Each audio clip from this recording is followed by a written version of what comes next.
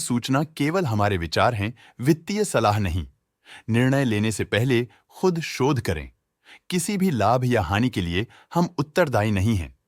आज हम देख रहे हैं यूनियन बैंक ऑफ इंडिया के 2024-25 Q3 की कंसोलिडेटेड फाइनेंशियल परफॉर्मेंस। स्टार्टिंग में कंपनी ने दिखाया है मजबूत year over year revenue growth around 6.32%, मगर पिछले क्वार्टर से इसमें थोड़ा सा इंक्रीज आया है अराउंड 0.92%। इंटरेस्ट एक्सपेंसेस में प्रीवियस क्वार्टर के मुकाबले 0.25% का एक रिमार्केबल इंक्रीज देखा गया, लेकिन ईयर ओवर ईयर एक मॉडरेट 9.42% का इंक्रीज देखा। एक्सपेंस क्वार्टर ऑन क्वार्टर -6.8% से डिक्रीज हुए हैं, जो एनुअल 1.04% राइज के साथ अलाइन करता है। पिछले साल के कंपैरिजन में फाइनेंसिंग प्रॉफिट 0.08% से इंक्रीज हुआ है। क्वार्टर ऑन क्वार्टर 165.29% का इंक्रीज देखा, जो मार्जिन्स में शॉर्ट टर्म एक्सपेंशन सिग्नल करता है।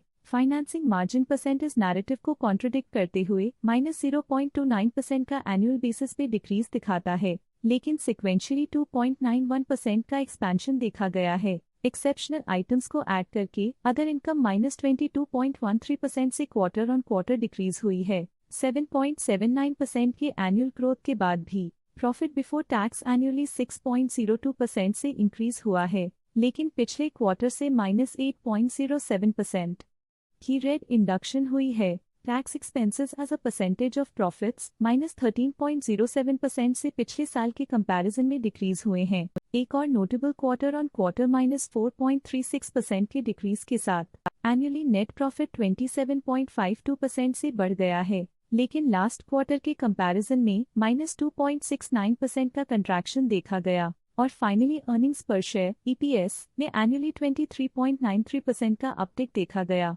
लेकिन क्वार्टरली -2.57% का डिक्रीज देखा गया। रेवेन्यू में ईयर ऑन ईयर 6.32% का डिक्रीज देखा गया, हालांकि पिछले क्वार्टर से थोड़ी सी बढ़ोतरी हुई है अराउंड 0.92%। इंटरेस्ट एक्सपेंसेस में क्वार्टरली 0.25% का क्लाइम देखा गया और एनुअली 9.42% का इंक्रीज, जो फाइनेंशियल और डेट मैनेजमेंट इंप्रूवमेंट्स को दिखाता है। पिछले साल के मुकाबले में एक्सपेंसेस 1.04% से राइज हुए हैं। क्वार्टर ऑन क्वार्टर -6.8% के डिक्रीज के साथ एनुअली फाइनेंसिंग प्रॉफिट 0.08% से बढ़ा है और लास्ट क्वार्टर के मुकाबले में 165.29% का इंक्रीज देखा गया। एनुअली नेट प्रॉफिट ने 27.52% का इंक्रीज दिखाया है और प्रीवियस क्वार्टर के कंपैरिजन में -2.69% का डिक्रीज देखा गया। अर्निंग्स पर शेयर EPS एनुअली 23.93% से इंक्रीज हुआ, लेकिन लास्ट क्वार्टर के कंपैरिजन में -2.57% का डिप आया।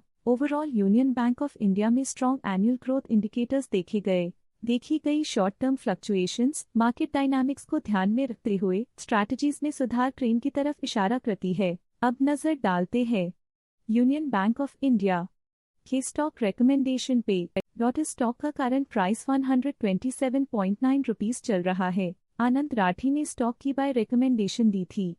उन्होंने स्टॉक का टारगेट प्राइस 142 का अनुमान लगाया था। रिकमेंडेशन के समय स्टॉक का प्राइस 109.3 चल रहा था, जो करंट प्राइस से 13.8% अप है। मोतीलाल ओसवाल ने स्टॉक की बाय रिकमेंडेशन दी थी।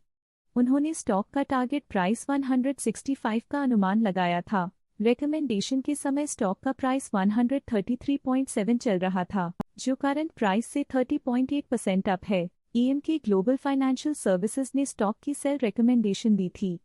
उन्होंने स्टॉक का टारगेट प्राइस 150 का अनुमान लगाया था। रिकमेंडेशन के समय स्टॉक का प्राइस 142.05 चल रहा था, जो करंट प्राइस से 18.9% अप है। आनंद राठी ने स्टॉक की बाय रिकमेंडेशन दी थी।